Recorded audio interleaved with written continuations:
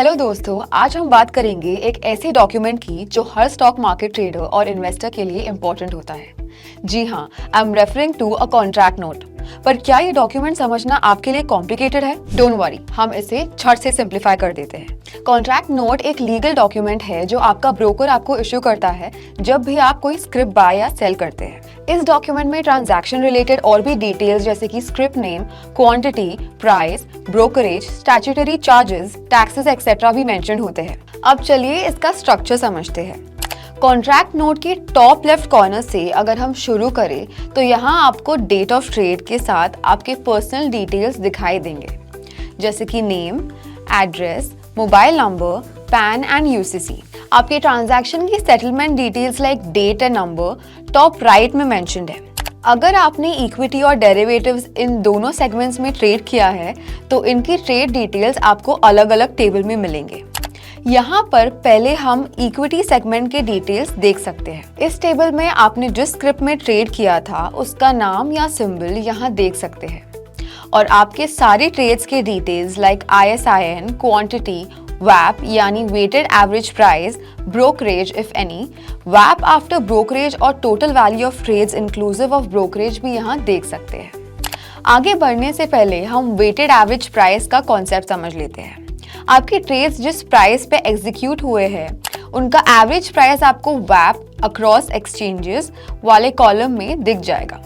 अगर आपने multiple exchanges में ट्रेड एग्जीक्यूट किया है तो इस फील्ड में आपको उन ट्रेड्स का भी एक एवरेज प्राइस दिखाई देगा। एक एग्जाम्पल के माध्यम से ये समझ लेते हैं कि WAP का इस्तेमाल कैसे होता है। अगर आपने ACC के 5 शेयर्स खरीदे हैं एट 1933 रुपीज़ तो आपका टोटल ट्रेड वैल्यू होगा ₹9665। और क्योंकि आप शेयर्स खरीद रहे हैं, इस ट्रेड का वैल्यू आपको नेट ऑब्लिगेशंस वाले कॉलम में नेगेटिव में दिखाई देता है। नेगेटिव वैल्यू ये दिखाता है कि इतना अमाउंट आपके ट्रेडिंग अकाउंट से डेबिट हो जाएगा। अगर आपने एक दिन में मल्टीपल ट्रेड्स एग्जीक्यूट किए हैं तो बाय एंड सेल का नेट अमाउंट आइदर आपके ट्रेडिंग अकाउंट में डेबिट या क्रेडिट हो सकता है। याद रखें, ये अमाउंट किसी भी स्टैट्यूटरी टैक्सेस या लेवीज के एडिशन के बिना दिखाया जाता है।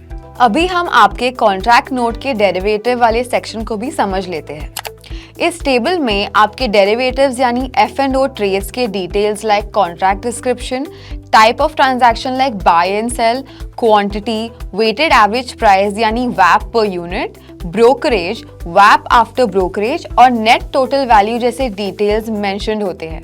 आपके कॉन्ट्रैक्ट नोट के एंड में एक और सेक्शन है जो उस दिन के सारे ट्रेड्स के ऑब्लिगेशन डिटेल्स दिखाता है और आपके ट्रेड्स के रिलेटेड नेट पे इन या pay out value, brokerage, STT, GST, exchange transaction fee, SEBI turnover, IPFT यानी इन्वेस्टर प्रोटेक्शन फंड ट्रस्ट और स्टैम्प ड्यूटी भी यहाँ आपको दिखाई देंगे। आपके ट्रेड्स के टोटल ऑब्लिगेशन, GST और स्टैट्यूटरी लेवीज मिला के net positive amount, net amount receivable वाले रो में मेंशन किया जाएगा। अगर ये रो में वैल्यू नेगेटिव आए तो ये नेट अमाउंट पेएबल होगा। अब समझते हैं कॉन्ट्रैक्ट नोट का एनेक्सर। कॉन्ट्रैक्ट नोट में जैसे हमने देखा कि आपके ट्रेड्स की WAP मेंशन होती है, एनेक्सर में आपको उनकी बाइफिकेशन यानी डिटेल ब्रेकअप मिल जाएंगी। ये डिटेल्स आपको आपकी ट्रेड्स जिस एक्सचेंज पे एग्जीक्यूट हुए थे उसके डिटेल्स दिखाएंगे। आपके हर ट्रेड्स के अगेंस्ट रेलेवेंट ब्रोकरेज भी यहाँ मेंशन्ड होंगी।